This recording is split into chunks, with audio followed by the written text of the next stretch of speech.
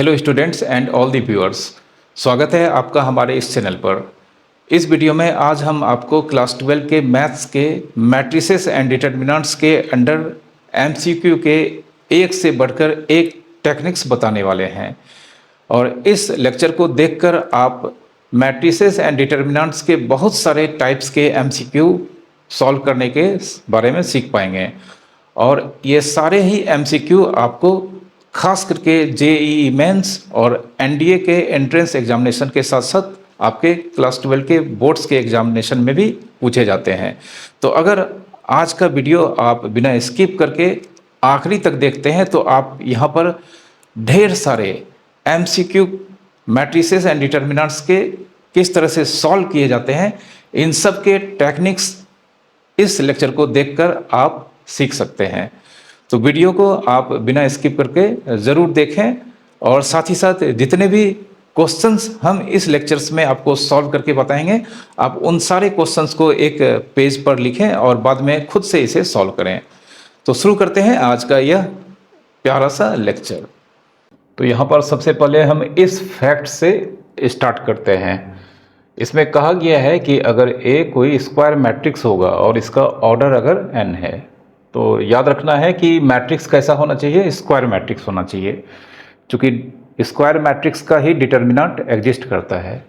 तो अगर ए कोई स्क्वायर मैट्रिक्स है, उसका ऑर्डर n है, तो पहला प्रॉपर्टी बोलता है, पहला फैक्ट्स बोलता है, ये ऑलरेडी हमने आपको थ्योरेटिकल पोर्शन जो मैट्रिसेस एंड डिटर्मिनेंट्स है उसमें आज के जितने भी फैक्ट्स हम यहाँ पर आपको बताएंगे ऑलरेडी हमने डिस्क्राइब किया हुआ है, ठीक है।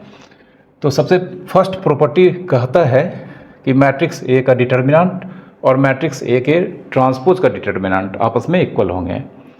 फिर अगर किसी मैट्रिक्स को के से मल्टीप्लाई करते हैं और उसका डिटर्मिनेंट हम फाइंड करते हैं, तो यह कांस्टेंट को बाहर कर देना है और इस पर पावर होगा जो मैट्रिक्स का ऑर्डर होगा वह, उसके बाद उस वैल्यू में हम मैट्रिक्स के डिटर्मिनेंट से मल्टीप्लाई करते हैं।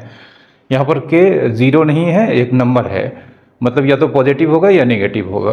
अब इन दोनों प्रॉपर्टी से हम यहाँ पर कुछ क्वेश्चंस को सॉल्व करने जा रहे हैं। जैसे एक एग्जांपल है, मान लेते हैं मैट्रिक्स ए ऑर्डर 3 मैट्रिक्स है, मैट्रिक्स ए ऑर्डर 3 मैट्रिक्स है और इस मैट्रिक्स का डिटर्मिनेंट हम एज्यूम कर लेते हैं 10 है, ठीक है। तो देन 2 टाइम्स मैट्रिक्स ए का डिटर्मिनेंट, 2 टाइम्स मैट्रिक्स ए का डिटर्मिनेंट अगर फाइंड करना है तो यह नंबर बाहर हो जाएगा और इस नंबर पे एक्सपोनेंट आ जाएगा मैट्रिक्स का जो ऑर्डर है। तो मैट्रिक्स का ऑर्डर यहाँ पर 3 है इनटू मैट्रिक्स ए का डिटर्मिनेंट। अब 2⁻³ 8 होता है और मैट्रिक्स ए का डिटर्मिनेंट दिया गया है 10, तो आंसर 80 होगा, ठीक है। फिर एक दूसरा क्वेश्चन हम लेते हैं, 5 टाइम्स मैट्रिक्स ए का ट्रांसपोज का डिटर्मिनेंट। तो फिर से यहाँ पर 5 को हम बाहर कर देंगे और इस पे पावर हो जाएगा मैट्रिक्स ए का ट्रांसपोज का ऑर्डर। अब चूंकि ए का ऑर्डर 3 है तो मैट्रिक्स ए का ट्रांसपोज का ऑर्डर भी 3 होगा। तो मतलब यहाँ पर नंबर 5 जिस मैट्रिक्स से मल्टीप्लाई हो रहा है उसका ऑर्डर 3 है। तो 5 को बाहर करने के बाद हम इस पर एक पावर लगाएंगे, एक्सपोनेंट लगाएंगे, जिस मैट्रिक्स से वह मल्टीप्लाई है उसके ऑर्डर के इक्वल्स 3 इनटू मैट्रिक्स ए के ट्रांसपोज का डिटर्मिनेंट। तो 5 का क्यूब 125 होता है और मैट्रिक्स ए का ट्रांसपोज और मैट्रिक्स ए का डिटर्मिनेंट, मतलब मैट्रिक्स ए के ट्रांसपोज का डिटर्मिनेंट और मैट्रिक्स ए का डिटर्मिनेंट इक्वल होता है। तो यहाँ पर मैट्रिक्स ए के ट्रांसपोज का डिटर्मिनेंट को हम मैट्रिक्स ए के डिटर्मिनेंट से रिप्लेस करेंगे। अब यह हो जाएगा 125 इंटू मैट्रिक्स ए का डिटर्मिनेंट 10, तो आंसर हो जाएगा 1250, ठीक है। इसके अलावे यहाँ पर कुछ क्वेश्चन इस तरह से भी हो सकता है, जैसे मान लेते हैं 3 इंटू I3, 3 इंटू I3। तो यहाँ पर 3 नंबर है, इसे हम बाहर कर देंगे और यह जिस मैट्रिक्स से मल्टीप्लाई है यह आइडेंटिटी मैट्रिक्स है और इसका ऑर्डर 3 है। तो यहाँ पर इस मैट्रिक्स के सिंबल से ही यहाँ पर हमें इसके ऑर्डर के बारे में मालूम चल चुका है। मतलब I3 आइडेंटिटी मैट्रिक्स और ऑर्डर इसका 3 होगा, तो 3 को हम बाहर करेंगे और इस पे एक्सपोनेंट इसका ऑर्डर 3 होगा इनटू I3। अब 3 का क्यूब 27 होता है, और आइडेंटिटी मैट्रिक्स किसी भी ऑर्डर का हो उसके डिटर्मिनेंट का वैल्यू 1 होता है। आइडेंटिटी मैट्रिक्स किसी भी ऑर्डर का हो इसके डिटर्मिनेंट का वैल्यू 1 होता है, तो आंसर 27 होगा। ठीक है, इसमें आपको याद रखना है ये चीज़ कि आइडेंटिटी मैट्रिक्स किसी भी ऑर्डर का हो जिसे हम रिप्रेजेंट करते हैं आई से, और अगर हम यहाँ पर नीचे में एन लगाते हैं तो यह आइडेंटिटी मैट्रिक्स ऑर्डर एन को रिप्रेजेंट करता है, और इसका डिटर्मिनेंट हमेशा 1 होता है। इस चीज़ को याद रखना है आपको। ठीक है, दूसरा फैक्ट, यहाँ पर दो मैट्रिक्स ए और बी दोनों के दोनों स्क्वायर मैट्रिक्स और सेम ऑर्डर के हों, तब यहाँ पर कहा गया है कि matrix A into matrix B का determinant is equals to matrix A का डिटर्मिनेंट इंटू मैट्रिक्स बी का डिटर्मिनेंट होता है। और साथ ही साथ मैट्रिक्स ए की पावर एन, यह पावर नहीं है, जानते हैं, जैसे हम अगर ए स्क्वायर लिखते हैं तो इसका मतलब ए इंटू ए होता है, और ए क्यूब लिखते हैं तो इसका मतलब ए स्क्वायर इंटू ए होता है, और ए स्क्वायर का मतलब ए इंटू ए होता है। तो यहाँ पर ए की पावर एन का मतलब हो गया कि A into up to n times, और उसका डिटर्मिनेंट हमें फाइंड करना है। तो हम क्या करेंगे, ए का डिटर्मिनेंट फाइंड करके उस पर एक्सपोनेंट एन लगा देंगे। ठीक है, तो इससे रिलेटेड हम यहाँ पर कुछ क्वेश्चंस यहाँ पर बताने जा रहे हैं। जैसे एग्जांपल मान लेते हैं डिटर्मिनेंट ऑफ मैट्रिक्स ए 2 है, डिटर्मिनेंट ऑफ मैट्रिक्स बी 5 है, और A and B both are order 3।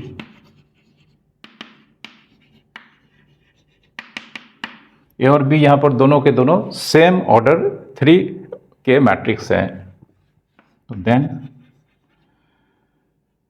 Matrix A into B का डिटर्मिनेंट, अब इस प्रॉपर्टी से हम यहाँ पर लिखेंगे मैट्रिक्स ए का डिटर्मिनेंट इंटू मैट्रिक्स बी का डिटर्मिनेंट। मैट्रिक्स ए का डिटर्मिनेंट 2 है और मैट्रिक्स बी का डिटर्मिनेंट 5 है, तो आंसर 10 होगा।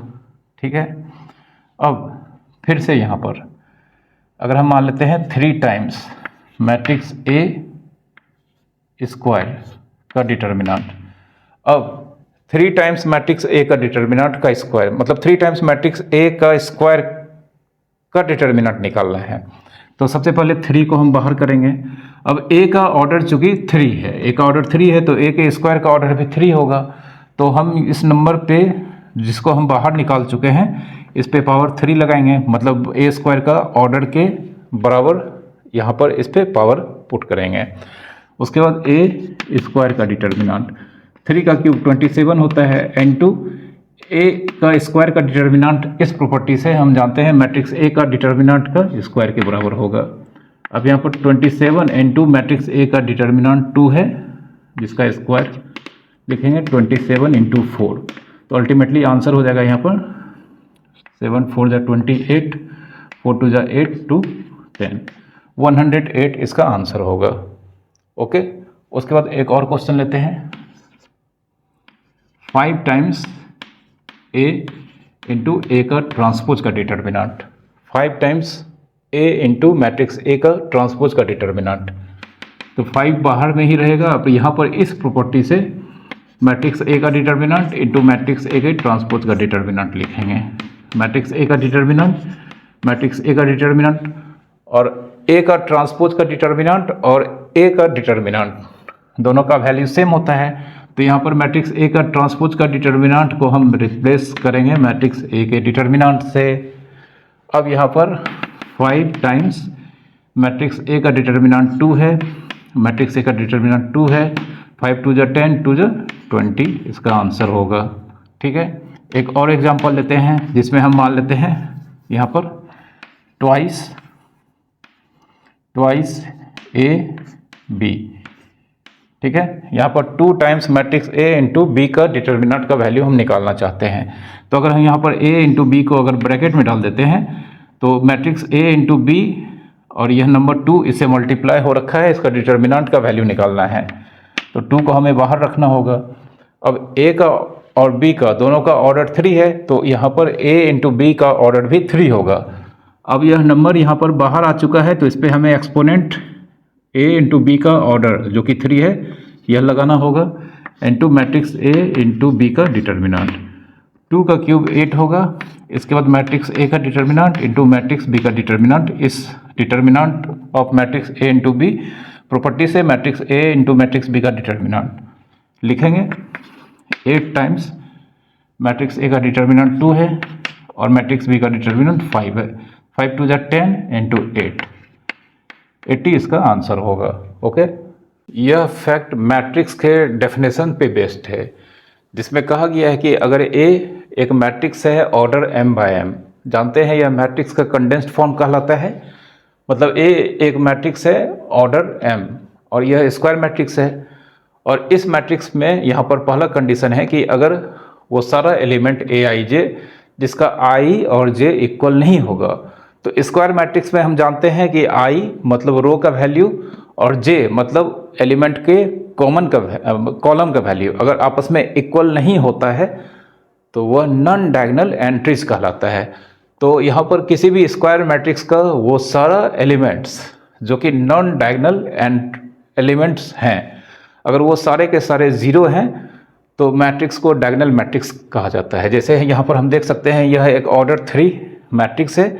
यह इसका एक्सपेंडेड फॉर्म कुछ इस तरह से लिखा गया है। तो यह A11 का मतलब हो गया कि एलिमेंट 1 मतलब फर्स्ट रो और दूसरा 1 मतलब फर्स्ट कॉलम। A12 का मतलब हो गया कि एलिमेंट 1 मतलब फर्स्ट रो में बिलोंग करता है और 2 मतलब सेकेंड कॉलम। तो यहाँ पर सारे ही एलिमेंट एलिमेंटल सिंबल से एक्सप्रेस किए गए हैं। तो यह 3 एलिमेंट जिसके i और j के वैल्यू इक्वल्स हैं, तो यह कहलाता है मेन डायगोनल, स्क्वायर मैट्रिक्स का मेन डायगोनल कहलाता है।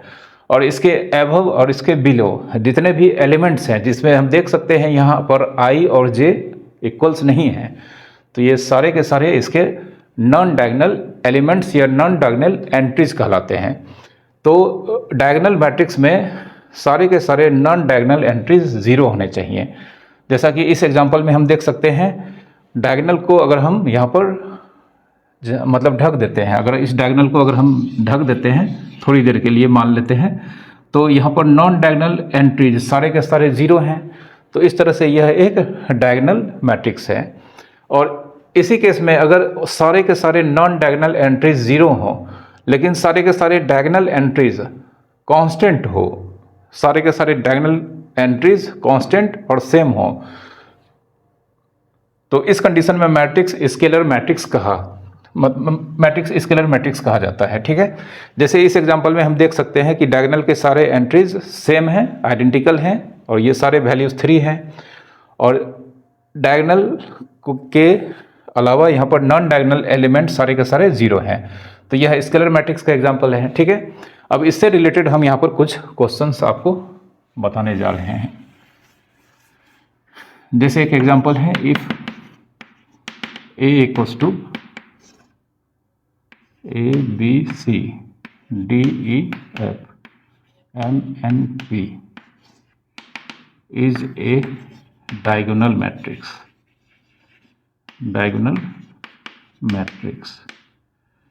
यहाँ पर यह एक डायगोनल मैट्रिक्स को रिप्रेजेंट करता है। तो हमें वैल्यू निकालनी है, यहाँ पर वैल्यू निकालनी है। इवेलुएट A की पावर B E की पावर C प्लस P की पावर M।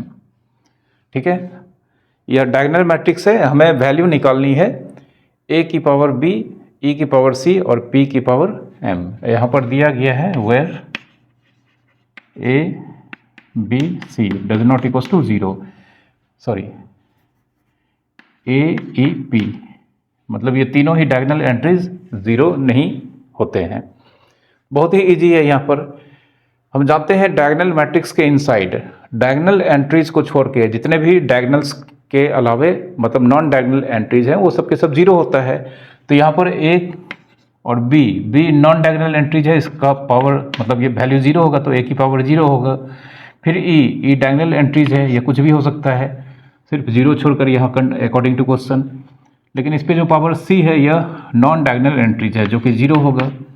फिर P डायगोनल एंट्रीज है और इस पे जो पावर है M यह 0 होगा।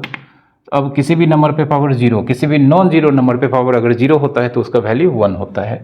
तो यहाँ पर आंसर हो जाएगा इसका 1, इसका भी 1, इसका भी 1, 3 इसका आंसर होगा। ओके, इस सब के अलावा अगर एक दूसरा क्वेश्चन लें इसी में, इफ अगर इसी क्वेश्चन में A का वैल्यू 2 लेते हैं, E का वैल्यू 3 लेते हैं और P का वैल्यू 5 लेते हैं। A का वैल्यू 2, E का वैल्यू 3 और P का value 5। Evaluate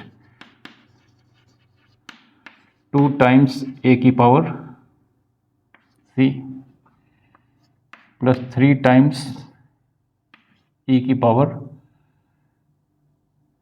B plus 5 times P की पावर N।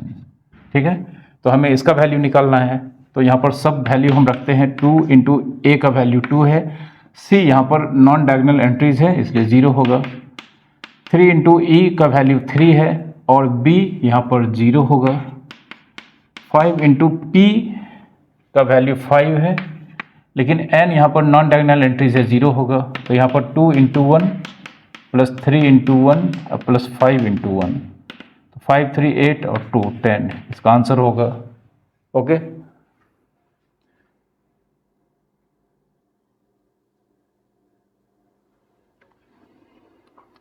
और यह क्वेश्चन में यहाँ पर A दिया गया है, ये एक स्केलर मैट्रिक्स है। इसमें P equals to N equals to D, चूँकि ये तीनों ही वैल्यू जो मेन डायगोनल में है यह आपस में इक्वल होता है स्केलर मैट्रिक्स के इनसाइड। लेकिन यहाँ पर यह तीनों का वैल्यू 0 नहीं है, मतलब या तो पॉजिटिव होगा या नेगेटिव होगा। तो हमें इन सब की वैल्यू फाइंड करनी है। ठीक है, तो हम जानते हैं स्केलर मैट्रिक्स में सारे डायगोनल के एंट्रीज आपस में इक्वल्स होते हैं और नॉन डायगोनल एंट्रीज सबके सब 0 होते हैं।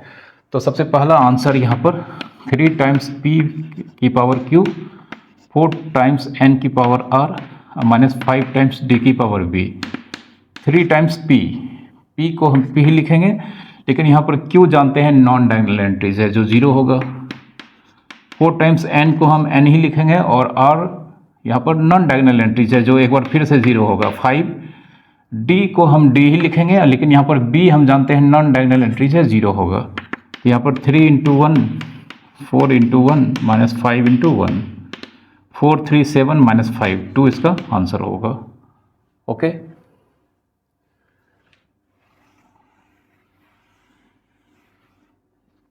सेकेंड क्वेश्चन फिर से हमें वैल्यू निकालनी है। 2 इंटू P की पावर R, 3 इंटू N की power A plus 4 into D की पावर Q। 2 इंटू P को P ही लिखेंगे और R एक बार फिर से 0 होगा। 3 इंटू N को N ही लिखेंगे और A का वैल्यू यहाँ पर 0 होगा, नॉन डायगोनल एंट्रीज है। 4 और D को D ही लिखेंगे और Q का वैल्यू यहाँ पर 0 होगा। तो एक बार फिर से यहाँ पर 2 इंटू 1, 3 इंटू 1 एंड 4 इंटू 1। ठीक है, तो आंसर हो जाएगा 4 3 7 2 9, 9 इसका आंसर होगा। तीसरा क्वेश्चन,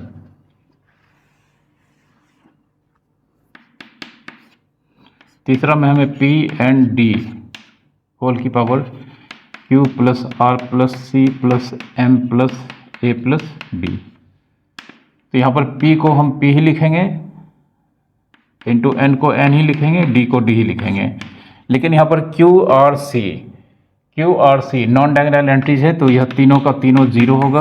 और फिर M A B यह तीनों भी नॉन डायगोनल एंट्रीज है तो यह तीनों भी 0 ही होगा।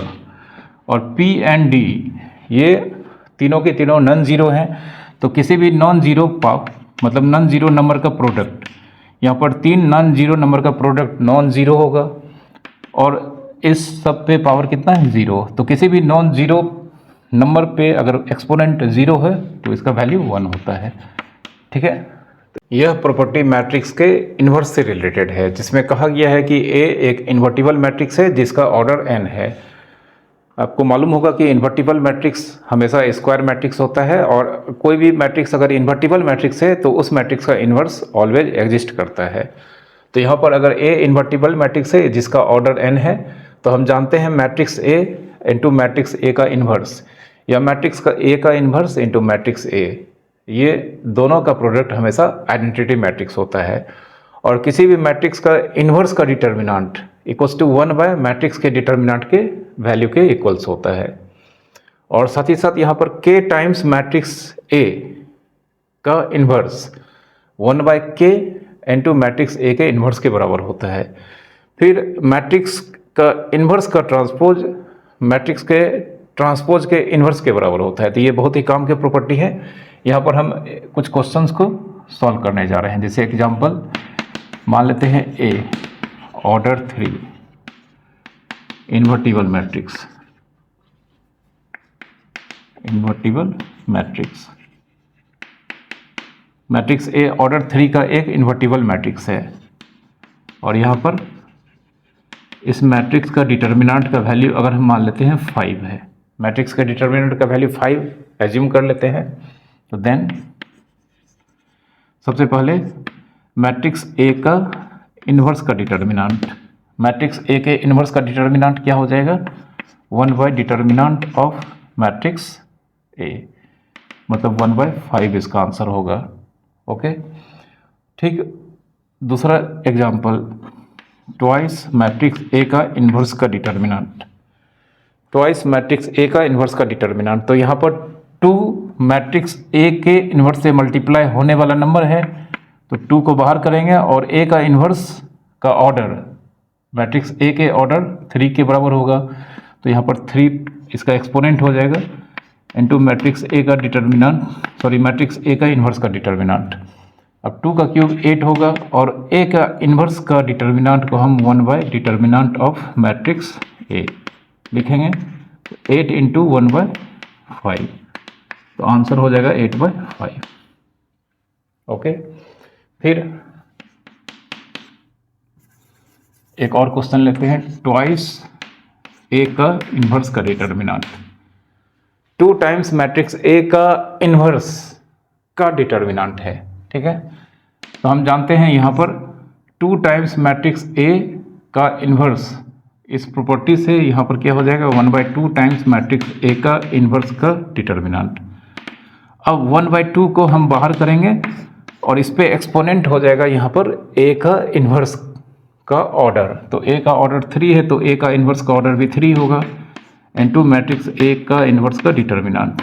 यहाँ पर यह 1 बाय 8 होगा और मैट्रिक्स ए का इन्वर्स का डिटर्मिनेंट को हम 1 बाय ए का डिटर्मिनेंट लिखेंगे, 1 बाय 8 इंटू मैट्रिक्स ए का डिटर्मिनेंट का वैल्यू 5 है, तो अल्टीमेटली आंसर 1 बाय 40 होगा। ओके अब इसका क्वेश्चन थोड़ा सा बनाते हैं इसी में।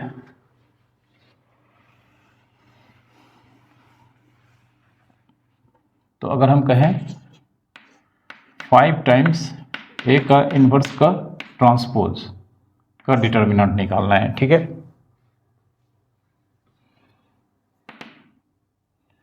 5 टाइम ए के इन्वर्स का ट्रांसपोज का डिटर्मिनेंट निकालना है। तो हम यहाँ पर लिख सकते हैं 5 टाइम्स ए का इन्वर्स का ट्रांसपोज, ए का इन्वर्स का ट्रांसपोज जानते हैं ए का ट्रांसपोज का इन्वर्स होता है, तो 5 टाइम्स ए का ट्रांसपोज का इन्वर्स का डिटर्मिनेंट। अब यहाँ पर सबसे पहले हम जानना चाहते हैं कि ए का ऑर्डर 3 है, ए स्क्वायर मैट्रिक्स है ऑर्डर 3 है, तो ए के ट्रांसपोज का ऑर्डर भी 3 होगा।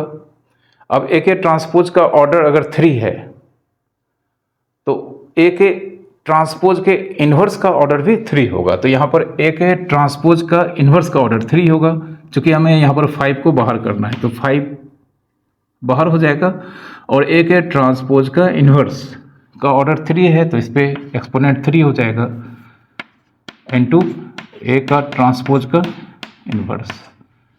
यहाँ पर 5 का क्यूब 125 और इसे लिखेंगे 1 बाय मैट्रिक्स ए के ट्रांसपोज का डिटर्मिनेंट। ठीक है, 1 बाय मैट्रिक्स ए के ट्रांसपोज का डिटर्मिनेंट, तो 125 इंटू ए का ट्रांसपोज का डिटर्मिनेंट और मैट्रिक्स ए का डिटर्मिनेंट इक्वल होता है और मैट्रिक्स ए का डिटर्मिनेंट यहाँ पर 5 दिया गया है, यहाँ पर यह कैंसिल हो जाएगा 25 से, तो आंसर इसका 25 होगा। ओके, इस क्वेश्चन को हम इस तरह से भी बना सकते हैं, 5 को बाहर करेंगे। अब यहाँ पर a का इन्वर्स, a का ऑर्डर 3 है तो a का इन्वर्स का ऑर्डर भी 3 होगा। अब a का इन्वर्स का ऑर्डर 3 है तो a के इन्वर्स का ट्रांसपोज का ऑर्डर भी 3 होगा। मतलब यहाँ पर a के इन्वर्स का ट्रांसपोज का ऑर्डर 3 है तो 5 जिसे हम बाहर करेंगे इसका पावर 3 हो जाएगा इंटू a के इन्वर्स का ट्रांसपोज। अब 5 का क्यूब 125। अब यहाँ पर a का ट्रांसपोज, a के इन्वर्स का ट्रांसपोज का डिटर्मिनेंट निकालें या a का इन्वर्स का डिटर्मिनेंट निकालें। चूँकि हम जानते हैं कि a का डिटर्मिनेंट बराबर a का ट्रांसपोज का डिटर्मिनेंट, तो यहाँ पर मैट्रिक्स a का इन्वर्स का ट्रांसपोज का डिटर्मिनेंट निकालें या a का इन्वर्स का डिटर्मिनेंट निकालें, दोनों ही केस में आंसर सेम आएगा। तो 125 इंटू मैट्रिक्स A का इन्वर्स का डिटर्मिनेंट मतलब 1/A का डिटर्मिनेंट, 125/5, 25 इस केस में भी आंसर आया है। ओके, एक तीसरा क्वेश्चन लेते हैं। यहाँ पर क्वेश्चन है इवेलुएट 5 टाइम्स I3 इन्वर्स का डिटर्मिनेंट, 5 टाइम्स I3 के इन्वर्स का डिटर्मिनेंट। तो यहाँ पर I3 का मतलब हो गया आइडेंटिटी मैट्रिक्स, और आइडेंटिटी मैट्रिक्स का ऑर्डर 3 है। तो सबसे पहले आइडेंटिटी मैट्रिक्स का ऑर्डर अगर 3 है यहाँ पर, तो उसके इन्वर्स का भी ऑर्डर 3 होगा। तो 5 को हम यहाँ पर क्या करेंगे, बाहर करेंगे, 5 को बाहर रखेंगे और इस पर यहाँ पर जिस मैट्रिक्स से यहाँ पर मल्टीप्लाई हुआ है मतलब I3 का इन्वर्स जिसका ऑर्डर 3 है, तो इसके ऊपर हम एक्सपोनेंट लगाएंगे 3 इंटू I3 का इन्वर्स। अब 5 का क्यूब 125 होगा और यहाँ पर 1/I3 का डिटर्मिनेंट। अब आइडेंटिटी मैट्रिक्स किसी भी ऑर्डर का हो उसका वैल्यू 1 होता है, तो यहाँ पर आंसर हो जाएगा 125/1/1, तो आंसर हो जाएगा 125। ठीक है।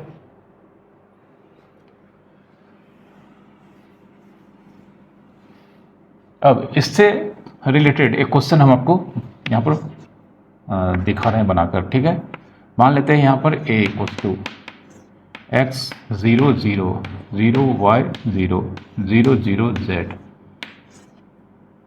Evaluate a inverse. यहाँ पर a मैट्रिक्स दिया गया है, a इन्वर्स निकालना है, लेकिन यहाँ पर हम देख सकते हैं यह मैट्रिक्स एक डायगोनल मैट्रिक्स को रिप्रेजेंट कर रहा है ऑर्डर 3, तो इसका इन्वर्स यहाँ पर फाइंड करना है। तो हम जानते हैं यहाँ पर a जो कि डायगोनल मैट्रिक्स है और उसके साथ अगर a का इन्वर्स मल्टीप्लाई करते हैं तो आइडेंटिटी मैट्रिक्स आंसर आता है। तो since a into a inverse I होगा, यहाँ पर a का वैल्यू दिया गया है x 0 0 0 y 0 0 0 z, और यहाँ पर हम खाली छोड़ देते हैं। जानते हैं यह जो वैल्यू होगा यह a इन्वर्स का वैल्यू होगा, और I3 मतलब यहाँ पर 1 0 I3 मतलब यहाँ पर आइडेंटिटी मैट्रिक्स भी ऑर्डर 3 का होगा, तो यहाँ पर 1 0 0 0 1 0 0 0 1 यह दिखेगा। तो सबसे पहले यहाँ पर एक मैट्रिक्स डायगोनल मैट्रिक्स इनटू दूसरा matrix unknown matrix, but answer यहाँ पर डायगोनल मैट्रिक्स है। तो यहाँ पर हम जानते हैं दो डायगोनल मैट्रिक्स का प्रोडक्ट डायगोनल मैट्रिक्स होता है, और दो डायगोनल मैट्रिक्स का प्रोडक्ट अगर डायगोनल मैट्रिक्स होता है तो यह भी डायगोनल मैट्रिक्स होगा। तो डायगोनल मैट्रिक्स होगा तो यहाँ पर यह तीनों एलिमेंट छोड़कर यहाँ पर 0 यहाँ पर 0 होगा। ठीक है, मतलब यहाँ पर अगर कोई नंबर होगा वो हमें मालूम करना है, और डायगोनल मैट्रिक्स को मल्टीप्लाई किया जाता है सिंपल दूसरे तरीके से, सिंपल जो मैट्रिक्स का प्रोडक्ट का तरीका है उससे यूज़ नहीं करते हैं। तो यहाँ पर x n2 यहाँ पर एक नंबर होगा जिसका प्रोडक्ट 1 होना चाहिए। दो डायगोनल मैट्रिक्स को मल्टीप्लाई करने के लिए सीधा उसको डायगोनल को मल्टीप्लाई कर देते हैं और बाकी नॉन डायगोनल एंट्रीज पे 0 रखते हैं। तो डायगोनल यहाँ पर इसका डायगोनल और यहाँ पर इसका डायगोनल का प्रोडक्ट 1 होना चाहिए। तो यह x है तो जानते हैं यह 1/x होगा और ये दोनों 0 होगा।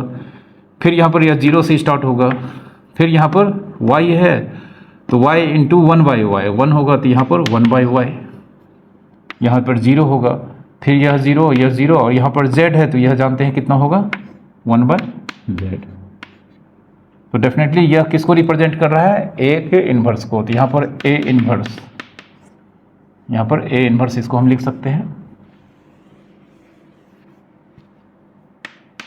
देयरफॉर a इन्वर्स 1/x को हम x की पावर -1 लिख सकते हैं, 0 0 0। 1/y को y की पावर -1 लिख सकते हैं, 0 0 0। 1/z को हम z की पावर -1 लिख सकते हैं। ठीक है, तो इस तरह का क्वेश्चंस ऑब्जेक्टिव्स के फॉर्म में आपके एग्जामिनेशन में, बोर्ड के एग्जामिनेशन में या कॉम्पिटिटिव एग्जामिनेशन में पूछे जाते हैं। तो आपको इस केस में ए का इन्वर्स निकालने के लिए हमें जो कन्वेंशनल मेथड है ए के इन्वर्स निकालने का, उसे यूज़ नहीं करना है, वो काफ़ी लेंदी होता है। आप इस तरीके से आसानी से निकाल सकते हैं। जैसे एक और क्वेश्चन हम बताने जा रहे हैं। अगर हम मान लेते हैं दिया गया है ए 3 0 0 0 -1 0 0 0 1/2 फाइंड करनी है ए इन्वर्स। ठीक है, तो हमें यहाँ पर कुछ नहीं करना है, इस बार डायरेक्ट ए के इन्वर्स का वैल्यू लिखना है। ठीक है, तो हम जानते हैं ये ए है और ये डायगोनल मैट्रिक्स है, तो ए का इन्वर्स भी डायगोनल मैट्रिक्स होगा। अब यहाँ पर जानते हैं 3 है, तो इसका डायगोनल में हमें, यहाँ पर 3 है तो हमें यहाँ पर एक ऐसा नंबर रखना है ताकि इसका और इसका प्रोडक्ट 1 हो जाए। तो यहाँ पर 3 है तो यहाँ पर कितना लिखना होगा 1/3, और ये दोनों तो 0 ही होगा। फिर ये 0 है, अब यहाँ -1 है तो हमें यहाँ पर एक ऐसा नंबर चूज करना है ताकि यहाँ पर और इसका प्रोडक्ट -1 का 1 हो जाए। तो हम जानते हैं यहाँ पर -1 रखना होगा, फिर यह 0 ही होगा, 0 0। अब यहाँ पर 1/2 है तो हमें यहाँ पर एक ऐसा नंबर रखना है ताकि 1/2 और इस नंबर का प्रोडक्ट 1 हो जाए। तो 1/2 को 2 से मल्टीप्लाई करेंगे तो 1 हो जाता है। तो ए का इन्वर्स बहुत ही आसानी से यहाँ पर मालूम हो चुका है। यहाँ पर इस प्रॉपर्टी में अगर ए और बी दो स्क्वायर मैट्रिक्स है, दोनों के ऑर्डर सेम है, तो matrix A into matrix B whole का ट्रांसपोज, अगर हम ब्रैकेट को ब्रेक करते हैं तो बी का ट्रांसपोज इंटू ए का ट्रांसपोज लिखेंगे। फिर matrix A into matrix B whole का इन्वर्स इक्वल्स टू बी का इन्वर्स इंटू ए के इन्वर्स के बराबर होता है। फिर ए का इन्वर्स निकालेंगे, मतलब ए का इन्वर्स निकाल के फिर से अगर हम उसका इन्वर्स निकालेंगे तो आंसर ए के बराबर होगा। और ए के ट्रांसपोज का फिर से ट्रांसपोज करेंगे तो आंसर ए के बराबर होगा। ठीक है, और साथ ही साथ के टाइम्स मैट्रिक्स ए होल का ट्रांसपोज अगर हम निकालते हैं तो के टाइम्स ए का ट्रांसपोज के बराबर होता है। ठीक है, तो इससे रिलेटेड हम यहाँ पर कुछ क्वेश्चन करने जा रहे हैं। जैसे हमारा पहला क्वेश्चन है कि A B are of order 3 and अगर हम मान लेते हैं यहाँ पर मैट्रिक्स ए का डिटर्मिनेंट का वैल्यू 2 है, मैट्रिक्स बी के डिटर्मिनेंट का वैल्यू 5 है। ठीक है, तो सबसे पहले हम यहाँ पर इवैल्यूएट पहला यहाँ पर matrix A into B whole के ट्रांसपोज का डिटर्मिनेंट, इसकी वैल्यू फाइंड करना चाहते हैं। इसकी वैल्यू फाइंड करना चाहते हैं तो इस प्रॉपर्टी को लगा देते हैं, a इंटू बी होल का ट्रांसपोज इक्वल्स टू क्या होता है, b का ट्रांसपोज इंटू ए का ट्रांसपोज। तो a इंटू बी होल का ट्रांसपोज के जगह पर b का ट्रांसपोज इंटू ए का ट्रांसपोज यहाँ पर लिखेंगे और इसमें डिटर्मिनेंट हमें निकालना है, तो इसको हम डिटर्मिनेंट के फॉर्म में यहाँ पर लिख देते हैं। अब b का ट्रांसपोज इंटू ए का ट्रांसपोज का डिटर्मिनेंट, मतलब b का डिटर्मिनेंट इंटू ए का डिटर्मिनेंट। ठीक है, मतलब b का ट्रांसपोज इंटू ए का ट्रांसपोज, मतलब b का ट्रांसपोज एंड ए का ट्रांसपोज का प्रोडक्ट का डिटर्मिनेंट। तो यहाँ पर b का ट्रांसपोज का डिटर्मिनेंट इंटू ए के ट्रांसपोज के डिटर्मिनेंट के बराबर होगा। अब b का ट्रांसपोज का डिटर्मिनेंट b के डिटर्मिनेंट के बराबर होता है, ए के ट्रांसपोज का डिटर्मिनेंट ए के डिटर्मिनेंट के बराबर होता है। यहाँ पर मैट्रिक्स बी का डिटर्मिनेंट का वैल्यू 5 है और मैट्रिक्स ए के डिटर्मिनेंट का वैल्यू 2 है। इस तरह से आंसर 10 होगा। ओके, एक और क्वेश्चन लेते हैं इसी में। दूसरा, अगर हम फाइंड करना चाहते हैं a times A into B whole के इन्वर्स का डिटर्मिनेंट। अब A into B whole inverse को हम B inverse into A inverse लिख सकते हैं, तो इसे हम लिखेंगे B inverse into A inverse का डिटर्मिनेंट। अब बी इन्वर्स का डिटर्मिनेंट इंटू ए इन्वर्स का डिटर्मिनेंट होगा। अब बी इन्वर्स का डिटर्मिनेंट जानते हैं 1 बाय मैट्रिक्स बी का डिटर्मिनेंट, और ए के इन्वर्स का डिटर्मिनेंट 1 बाय ए के डिटर्मिनेंट के बराबर होता है। तो 1 इंटू 1 यहाँ पर 1 हो गया, या 1 बाय मैट्रिक्स बी का डिटर्मिनेंट 5 दिया गया है, मैट्रिक्स ए का डिटर्मिनेंट 2 दिया गया है, 1/10 आंसर होगा। ओके, ठीक है। फिर एक और क्वेश्चन इसी में हम बनाते हैं। इवेलुएट यहाँ पर 5 टाइम्स 2 टाइम्स ए होल का इन्वर्स का डिटर्मिनेंट, 5 टाइम्स 2 टाइम्स मैट्रिक्स ए के इन्वर्स का डिटर्मिनेंट निकालना है। तो यहाँ पर ए का ऑर्डर 3 है, तो 2 टाइम्स ए का ऑर्डर भी 3 होगा। तो 2 टाइम्स ए का ऑर्डर अगर 3 है तो 2 टाइम्स मैट्रिक्स ए के इन्वर्स का ऑर्डर भी 3 होगा। तो 5 को हमें बाहर करना है। अब 2 टाइम्स मैट्रिक्स ए का इन्वर्स, इसका ऑर्डर 3 है, तो यहाँ पर इसका पावर 3 हो जाएगा, और यहाँ पर लिखेंगे 2 टाइम्स मैट्रिक्स ए का इन्वर्स। 5 का क्यूब 125 होगा। अब जानते हैं यहाँ पर 2 टाइम्स मैट्रिक्स ए का इन्वर्स बराबर 1/2 टाइम्स मैट्रिक्स ए के इन्वर्स के बराबर होता है। ठीक है, 2 बाहर आ जाएगा, तो ये मतलब 2 टाइम्स मैट्रिक्स ए होल का इन्वर्स बराबर 1/2 टाइम्स मैट्रिक्स ए का इन्वर्स बराबर होता है। अब 125 फिर से 1/2 को हम बाहर लिखेंगे, 1/2 को बाहर लिखेंगे तो अब यहाँ पर ए का इन्वर्स का ऑर्डर 3 होगा, चूंकि ए का ऑर्डर 3 है तो इस पर फिर से पावर 3 होगा इंटू ए का इन्वर्स का डिटर्मिनेंट। यहाँ पर 125/1/8 और मैट्रिक्स ए का इन्वर्स का डिटर्मिनेंट जिसे हम लिख सकते हैं 1 बाय मैट्रिक्स ए का डिटर्मिनेंट। अब यह 125 into 1/8 into 1 by matrix A का डिटर्मिनेंट 1/2 है, तो अल्टीमेटली 125/16 इसका आंसर होगा। ओके, यहाँ पर एक क्वेश्चन और हम सॉल्व करेंगे। जैसे 3 टाइम्स ए के ट्रांसपोज का डिटर्मिनेंट, 3 टाइम्स मैट्रिक्स ए के ट्रांसपोज का डिटर्मिनेंट, तो यहाँ पर जानते हैं के टाइम्स मैट्रिक्स ए होल का ट्रांसपोज बराबर के बाहर आ जाएगा इंटू ए का ट्रांसपोज का डिटर्मिनेंट। लेकिन अब 3 को हमें डिटर्मिनेंट के बाहर लिखना है, तो 3 को बाहर लिखेंगे, ए का ऑर्डर 3 है तो ए के ट्रांसपोज का ऑर्डर 3 है, तो यहाँ पर 3 क्यूब हो जाएगा इंटू मैट्रिक्स ए के ट्रांसपोज का डिटर्मिनेंट 27, मैट्रिक्स ए का डिटर्मिनेंट और मैट्रिक्स ए के ट्रांसपोज का डिटर्मिनेंट इक्वल्स होता है, तो मैट्रिक्स ए के ट्रांसपोज का डिटर्मिनेंट मैट्रिक्स ए के डिटर्मिनेंट 2 के बराबर होगा, 54 आंसर होगा। ओके, अब एक और क्वेश्चन लेते हैं।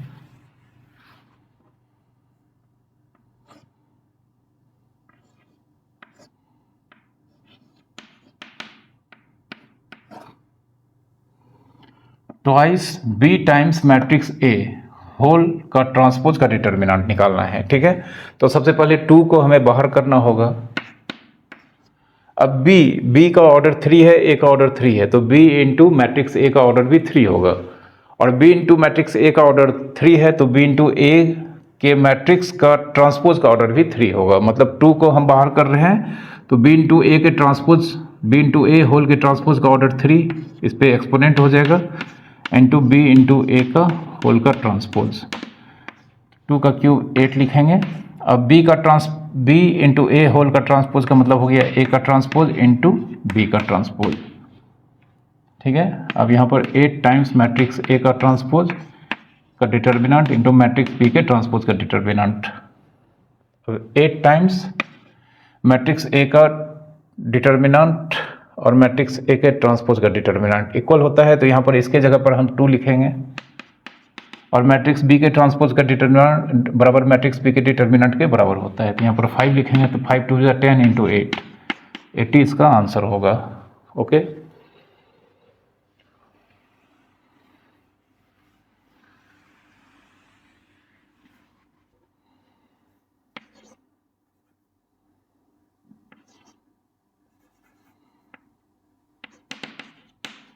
मैट्रिक्स ए का डिटर्मिनेंट मान लेते हैं 5 है, मैट्रिक्स बी का डिटर्मिनेंट मान लेते हैं 10 है, order of A and B और 3 है। ठीक है, मैट्रिक्स ए का डिटर्मिनेंट 5 है, मैट्रिक्स बी के डिटर्मिनेंट का वैल्यू 3 है, दोनों ही मैट्रिक्स ए एंड बी का ऑर्डर 3 है। तो यहाँ पर हम निकालना चाहते हैं सबसे पहले ए डैश इंटू बी इनवर्स का डिटर्मिनेंट। ए डैश मतलब ए का ट्रांसपोज इंटू बी के इनवर्स का डिटर्मिनेंट। तो सबसे पहले हम यहाँ पर लिखेंगे ए का ट्रांसपोज का डिटर्मिनेंट इंटू बी के इनवर्स का डिटर्मिनेंट। अब ए का ट्रांसपोज का डिटर्मिनेंट मैट्रिक्स ए के डिटर्मिनेंट के बराबर होता है 5 और बी के इनवर्स का डिटर्मिनेंट बराबर 1 मैट्रिक्स बी का डिटर्मिनेंट के इक्वल होगा। तो यहाँ पर मैट्रिक्स बी का डिटर्मिनेंट का वैल्यू 10 है, तो अल्टीमेटली आंसर 1/2 होगा। ठीक है, एक क्वेश्चन और करते हैं हम यहाँ पर।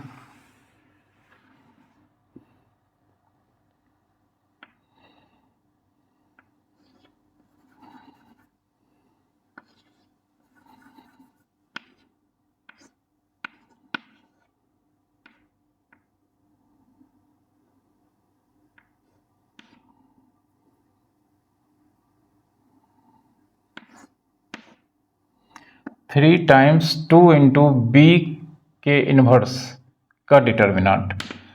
तो यहाँ पर हम सबसे पहले 3 जो कि 2 टाइम्स मैट्रिक्स बी के इनवर्स के साथ मल्टीप्लाई हुआ है, इस 3 को बाहर करेंगे। अब 2 टाइम्स मैट्रिक्स बी का इनवर्स का ऑर्डर 3 है, तो इस पर एक्सपोनेंट हो जाएगा 3, 2 टाइम्स मैट्रिक्स बी का डिटर्मिनेंट। अब फिर से यह 2 को भी बाहर करेंगे, तो यहाँ पर 3 क्यूब, फिर 2 बाहर होगा तो 2 क्यूब इंटू मैट्रिक्स बी का डिटर्मिनेंट, मतलब मैट्रिक्स बी का इनवर्स का डिटर्मिनेंट। तो 3 3 जा 9 27 into 8 into 1 by matrix B का डिटर्मिनेंट होगा। ठीक है, 27 into 8 into 1 by matrix B का डिटर्मिनेंट 10 है। ठीक है, तो यहाँ पर हो जाएगा 8 7 जा 56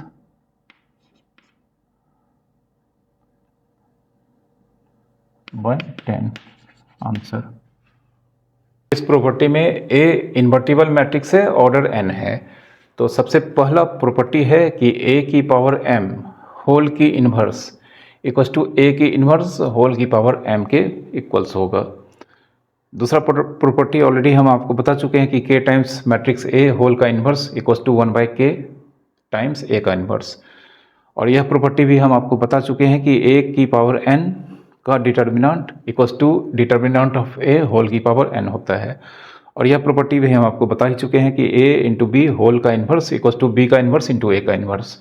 ठीक है, तो मेनली यहाँ पर यह प्रॉपर्टी न्यू है और यह तीनों ऑलरेडी हम जान चुके हैं, इस पर क्वेश्चन भी कर चुके हैं। तो इसको हम इस बार फिर से लिखें ताकि हम इस तरह के क्वेश्चंस को सॉल्व कर सकें। तो यहाँ पर दिया गया है 2 मैट्रिक्स ए और बी है, दोनों का ऑर्डर सेम है, 3 है। मैट्रिक्स ए का डिटर्मिनेंट का वैल्यू 2 है, मैट्रिक्स बी के डिटर्मिनेंट का वैल्यू 5 है। तो इन तीनों का वैल्यू हमें फाइंड करना है। तो सबसे पहला यहाँ पर दिया गया है ए स्क्वायर की इन्वर्स का वैल्यू निकालना है। ठीक है, तो इस प्रॉपर्टी से हम इसको यहाँ पर सॉल्व करने वाले हैं। तो ए स्क्वायर का इन्वर्स का मतलब हो गया ए इन्वर्स का स्क्वायर का डिटर्मिनेंट। ठीक है, यहाँ पर ए की पावर m होल का इन्वर्स का मतलब ए का इन्वर्स होल का पावर m होगा। तो यहाँ पर -1 को हम अंदर ले आए हैं, 2 को बाहर।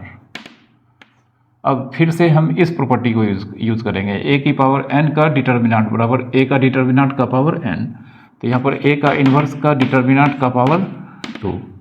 अब a का इन्वर्स का डिटर्मिनेंट जानते हैं 1 bye determinant of matrix a होता है और हमें इसका क्या करना है, स्क्वायर कर देना है। तो 1 बाय मैट्रिक्स a का डिटर्मिनेंट का वैल्यू 2 है और इसका स्क्वायर करना है तो 1/4 आंसर होगा। ओके, दूसरा यहाँ पर इसको मिटाते हैं।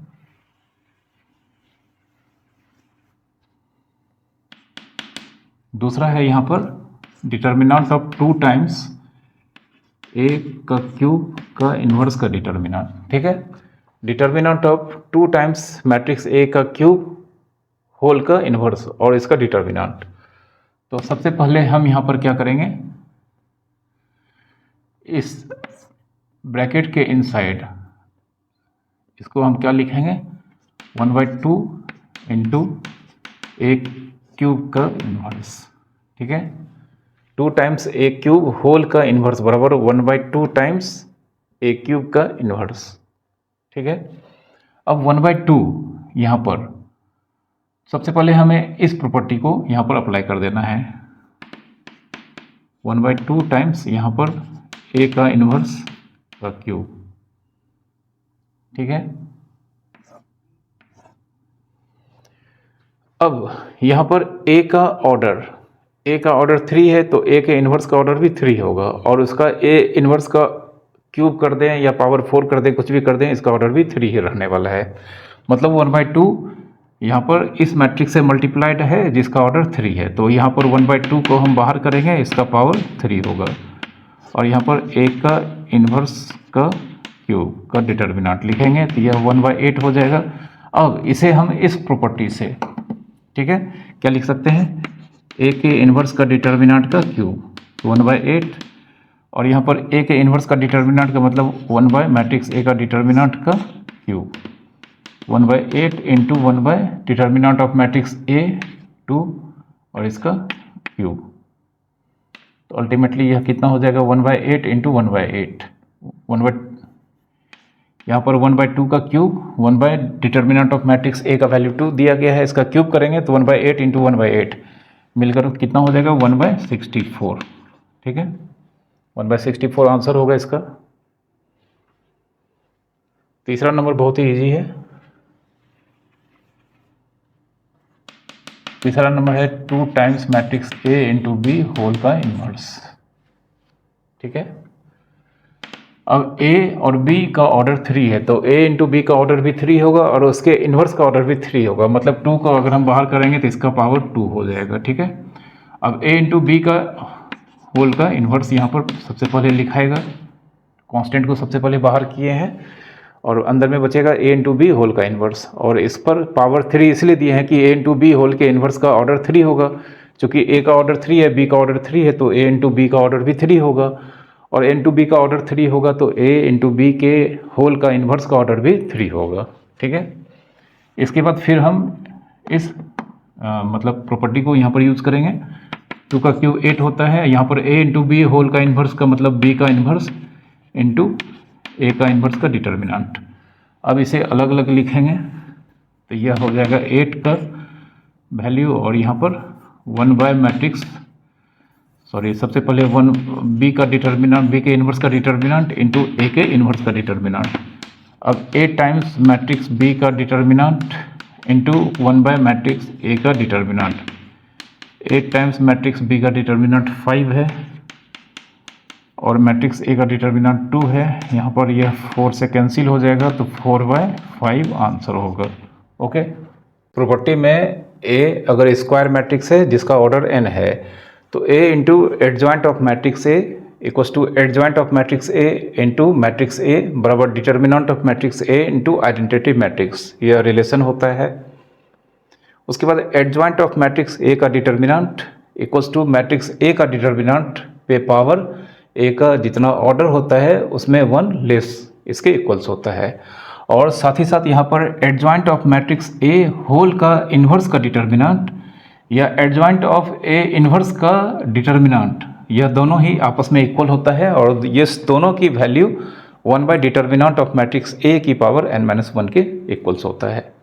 ठीक है, तो यहाँ पर कुछ एग्जांपल लेने जा रहे हैं। जैसे हम मान लेते हैं इफ ए का ऑर्डर 3 का मैट्रिक्स है और मैट्रिक्स ए का डिटर्मिनेंट का वैल्यू अगर हम मान लेते हैं यहाँ पर 10 है, तो देयरफॉर ट्वाइस, सबसे पहले एडजॉइंट ऑफ मैट्रिक्स ए का डिटर्मिनेंट, तो एडजॉइंट ऑफ मैट्रिक्स ए का determinant equals to matrix A का डिटर्मिनेंट पे पावर, यहाँ पर जितना ऑर्डर है वह लिखना है, इसमें -1 कम, इस फॉर्मूला से। अब मैट्रिक्स ए का डिटर्मिनेंट का वैल्यू 10 है और 3 - 1 2 होगा, और इस तरह से आंसर 100 होगा। ओके, एक दूसरा क्वेश्चन लेते हैं। जैसे अगर हम मान लेते हैं twice adjoint of matrix A का डिटर्मिनेंट का वैल्यू निकालना है। तो सबसे पहले 2 यहाँ पर हमें बाहर करना होगा। अब ए का ऑर्डर 3 है तो एडजॉइंट ऑफ मैट्रिक्स ए का ऑर्डर भी 3 होगा। तो यहाँ पर 2 को हम बाहर कर चुके हैं तो इस पर पावर हो जाएगा जो एडजॉइंट ऑफ मैट्रिक्स ए का ऑर्डर है वह इनटू एडजॉइंट ऑफ मैट्रिक्स ए 8। अब एडजॉइंट ऑफ मैट्रिक्स ए मतलब डिटर्मिनेंट ऑफ मैट्रिक्स ए और ऑर्डर 3 माइनस 1।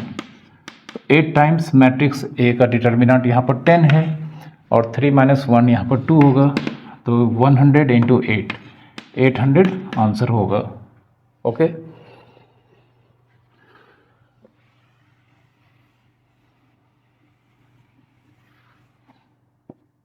फिर से एक क्वेश्चन। मैट्रिक्स ए का डिटर्मिनेंट का वैल्यू 10 है, ऑर्डर ऑफ मैट्रिक्स ए 3 है, तो वैल्यू निकालना है एडजॉइंट ऑफ ए इनवर्स का डिटर्मिनेंट का। एडजॉइंट ऑफ ए इनवर्स का डिटर्मिनेंट का बहुत ही इजी है। एडजॉइंट ऑफ ए इनवर्स का डिटर्मिनेंट मतलब 1 बाय डिटर्मिनेंट ऑफ ए, ठीक है, और इसका पावर हो जाएगा जो यहाँ पर ए का ऑर्डर है उसमें एक कम, तो 3 माइनस 1। तो 1 बाय मैट्रिक्स ए का डिटर्मिनेंट 10 और इसका स्क्वायर तो 1 बाय 100 आंसर होगा। ओके, इस क्वेश्चन में कहा गया है ए नॉन सिंगुलर मैट्रिक्स है।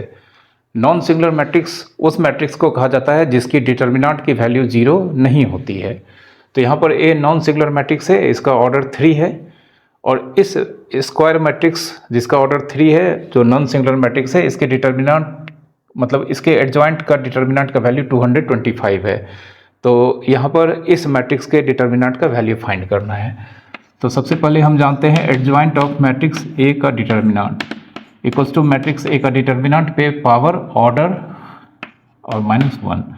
अब एडजॉइंट ऑफ मैट्रिक्स ए का डिटर्मिनेंट का वैल्यू 225 है, यहाँ पर यह हो जाएगा स्क्वायर, स्क्वायर हटेगा तो इधर क्या हो जाएगा, रूट लग जाएगा और आगे प्लस माइनस मैट्रिक्स ए का डिटर्मिनेंट। तो देयरफॉर मैट्रिक्स ए का determinant equals two plus minus 15 answer होगा। ओके, इस क्वेश्चन में मैट्रिक्स ए स्क्वायर मैट्रिक्स है, इसका कंप्लीट वैल्यू दिया गया है और हमें एडजॉइंट ऑफ मैट्रिक्स ए के डिटर्मिनेंट का वैल्यू निकालना है, लेकिन कंडीशन है without computing adjoint of matrix A. Adjoint of matrix A का वैल्यू बिना निकाले हमें इस एडजॉइंट ऑफ मैट्रिक्स ए के डिटर्मिनेंट के वैल्यू को निकालना है। तो चूंकि हम जानते हैं यहाँ पर एडजॉइंट ऑफ मैट्रिक्स ए का determinant equals to matrix A का डिटर्मिनेंट पे पावर मैट्रिक्स ए का ऑर्डर माइनस 1, मतलब मैट्रिक्स ए का ऑर्डर पे पावर 2। तो अगर हम मैट्रिक्स ए का डिटर्मिनेंट निकाल लेते हैं फिर इसका स्क्वायर कर देंगे तो हमें यहाँ पर एडजॉइंट ऑफ मैट्रिक्स ए के डिटर्मिनेंट का वैल्यू निकल जाएगा। अब मैट्रिक्स ए का डिटर्मिनेंट निकालते हैं तो फर्स्ट रो के अलॉन्ग एक्सपेंड करते हैं तो यहाँ पर 1 into 1 into 3 minus 0 into minus 2 तो 0 ही हो जाएगा, माइनस माइनस 1, फिर 3 इंटू 3 यहाँ पर 9 होगा और minus 1 into minus 2 minus minus plus हो जाएगा, प्लस 2 इंटू 3 इंटू 0 होगा, माइनस 1 इंटू 1 तो 1 इंटू 3 और यहाँ पर 1 इंटू 11 और प्लस 2 इंटू माइनस 1 माइनस 2। तो यहाँ पर हम देख सकते हैं 3 माइनस 2 मिलकर 1 हो गया और प्लस 11 और 1 मिलकर 12 हो जाएगा। तो मैट्रिक्स ए का डिटर्मिनेंट यहाँ पर 12 आया है, इसका वैल्यू हम यहाँ पर रखेंगे तो हमें यहाँ पर एडजॉइंट ऑफ मैट्रिक्स ए के डिटर्मिनेंट का वैल्यू आसानी से मिल जाएगा। तो therefore adjoint of matrix A का डिटर्मिनेंट, मैट्रिक्स ए का डिटर्मिनेंट का वैल्यू 12 और इसका स्क्वायर 144 इसका आंसर होगा। ओके, इस प्रॉपर्टी में मैट्रिक्स ए और मैट्रिक्स बी दो स्क्वायर मैट्रिक्स हैं, दोनों के ऑर्डर सेम हैं। तो यहाँ पर सबसे पहला प्रॉपर्टी मतलब एक ही प्रॉपर्टी है इसमें कि adjoint of A into B, adjoint of matrix A and B का product equals to adjoint of matrix B into adjoint of matrix A, इसके बराबर होता है। ठीक है, तो इसी पे बेस्ड यहाँ पर एक क्वेश्चन है कि दो मैट्रिक्स ए और बी दोनों का ऑर्डर 3 है, मैट्रिक्स ए के डिटर्मिनेंट का वैल्यू 2 है, मैट्रिक्स बी के डिटर्मिनेंट का वैल्यू 5 है। तो वैल्यू फाइंड करनी है। सबसे पहले हमें adjoint of matrix A and B के प्रोडक्ट का डिटर्मिनेंट। तो फर्स्ट नंबर हम बनाते हैं adjoint of matrix A into B के प्रोडक्ट का डिटर्मिनेंट। अब चूंकि adjoint of A into B का डिटर्मिनेंट मतलब adjoint of matrix A into B equals to adjoint of B into adjoint of A होता है। तो सबसे पहले हम इसे लिखेंगे adjoint of B into adjoint of ए। अब यह दोनों मैट्रिक्स का प्रोडक्ट का डिटर्मिनेंट निकालना है, तो यहाँ पर हो जाएगा एडजॉइंट ऑफ मैट्रिक्स बी, या इसे इस तरह से भी लिख सकते हैं, इसकी ज़रूरत ही नहीं है। तो जिस मैट्रिक्स का एडजॉइंट का डिटर्मिनेंट निकालना है उस मैट्रिक्स का डिटर्मिनेंट पे पावर ऑर्डर यहाँ पर हम देख सकते हैं ए और बी का ऑर्डर 3 है, तो ए इंटू बी का ऑर्डर 3 होगा, तो यहाँ पर 3 - 1 एक कम लिखेंगे। ठीक है, अब यहाँ पर a इंटू बी का डिटर्मिनेंट का पावर 2 होगा। अब जानते हैं यहाँ पर matrix a into matrix b का डिटर्मिनेंट, जिसे मैट्रिक्स a का डिटर्मिनेंट इंटू मैट्रिक्स b का डिटर्मिनेंट लिखेंगे और इसकी पावर 2 होगा। ठीक है, तो मैट्रिक्स a के डिटर्मिनेंट का वैल्यू 2 है और मैट्रिक्स b के डिटर्मिनेंट का वैल्यू यहाँ पर 5 है। 2 इंटू 5 का स्क्वायर, ऑफकोर्स 10 का स्क्वायर 100 होगा।